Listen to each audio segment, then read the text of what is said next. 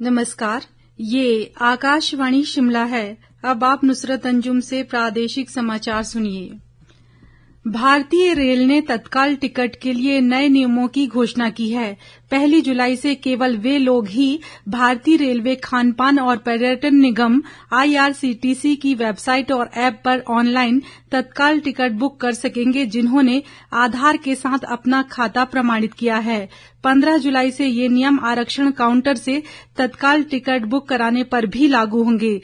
तत्काल टिकट निष्पक्ष और पारदर्शी ढंग से बुक कराने और यात्रियों के हित को सुरक्षित रखने के लिए ये फैसला किया गया है। केंद्र सरकार ने सूरजमुखी, सोयाबीन और ताड़ के तेल सहित कच्चे खाद्य तेल पर सीमा शुल्क को 20 से घटाकर 10% कर दिया है। अब कच्चे और रिफाइंड खाद्य तेलों के बीच आयात शुल्क अंतर 8.75% से 19.25% हो गया है। उपभोक्ता कार्य, खाद्य और सार्वजनिक वितरण मंत्रालय ने कहा कि इसका उद्देश्य खाद्य तेलों की खुदरा कीमतों को कम करना, उपभोक्ताओं को राहत देना और मुद्रास्फीति को नियंत्रित करना है। मुख्यमंत्री सुखविंदर सिंह सुक्खू ने कल नई दिल्ली में प्रदेश कांग्रेस प्रभारी रजनी पाटिल के साथ मुलाकात की।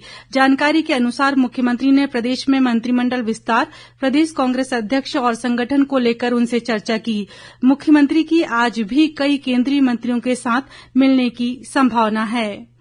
देश के सबसे ऊंचाई से गुजरने वाले लेह केलंग दिल्ली रूट पर हिमाचल पथ परिवहन निगम की बस सेवा आज से शुरू हो गई है।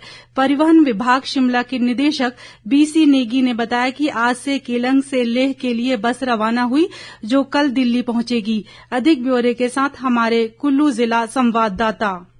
देश के सबसे ऊंचाई वाले दर्रों से होकर गुजरने वाली दिल्ली केलांग लेह रूट पर आज से हिमाचल पथ परिवहन निगम की बस सेवा शुरू हो गई है। ये बस आज सुबह 5 बजे केलांग से लेह की ओर रवाना हुई और रात 8 बजे तक लेह पहुंचेगी। कल सुबह 4 बजे ये बस सीधा दिल्ली के लिए रवाना होगी तथा लगभग 1026 किलोमीटर का रास्ता तय करते हुए केलांग, मनाली, कुल्लू, मंडी, चंडीगढ़ होते हुए दिल्ली पहुंचेगी। इस दौरान ये बस बर्फ से लकतक, बारालाचा दर्रा, लाचुंगला व तांगलंगला दर्रे से होकर गुजरेगी। इस बस का दिल्ली से लेह तक का किराया 1850 रुपए होगा तथा इस सफर को पूरा करने में इसे 26 घंटे का समय लगेगा। पर्यटक व स्थानीय लोग इस बस सेवा के शुरू होने का लंबे समय से इंतजार कर रहे थे। आकाशवाणी के लिए कुल्लू से आशीष शर्मा। आज विश्व बाल श्रम निषेध दिवस है। बच्चों का शोषण रोकने और बाल श्रम को समाप्त करने के लिए इस वर्ष प्रयासों को तेज करने का लक्ष्य रखा गया है। अंतर्राष्ट्रीय श्रम संगठन तथा संयुक्त बाल कोष से कल जारी रिपोर्ट में कहा गया कि वर्ष 2024 में लगभग 13 करोड़ 80 लाख बाल श्रमिक थे। इनमें से लगभग 5 करोड़ 40 लाख बच्चे ऐसे खतरनाक कामों में लगे हुए थे जो उनके स्वास्थ्य, सुरक्षा और विकास के प्रतिकूल है।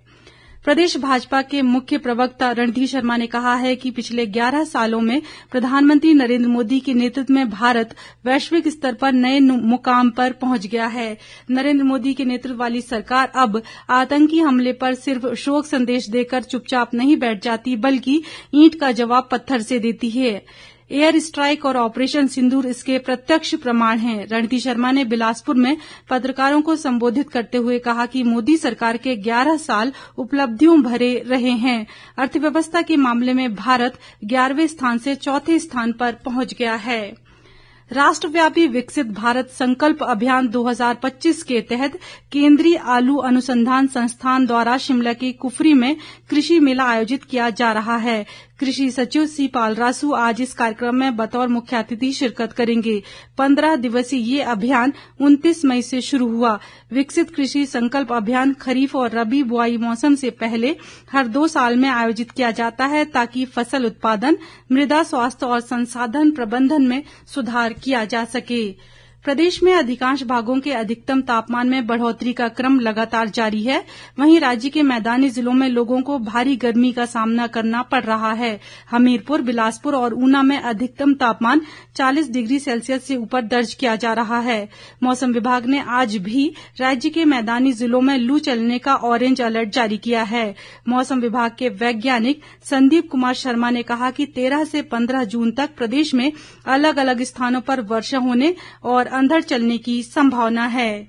13 जून तक पूरे प्रदेश में मौसम साफ ही रहेगा। इसी दौरान जो हमारे क्षेत्र हैं ऊना, बिलासपुर, हमीरपुर, कांगड़ा है, शिमला है, सोलन है, तो यहाँ पे इसी दौरान हीट वेव कंडीशन दर्ज होने की संभावना है। तो इसको देखते हुए 12 तारीख को स्पेशली डिस्ट्रिक्ट ऊना है, कांगड़ा, मंडी, यहाँ पे ऑरेंज अलर्ट दिया है heat wave to severe heat wave का। तो और संभावना है कि जो हमारे प्लेन के क्षेत्र हैं, जो मध्य वाली डिस्ट्रिक्ट, यहाँ पे कई स्थानों में हीट वेव कंडीशन मतलब बन सकती है दिन के समय में। इसी के साथ ये समाचार बुलेटिन समाप्त हुआ। हमारा अगला बुलेटिन आप सुन सकते हैं दोपहर बाद 3 बजे। नमस्कार।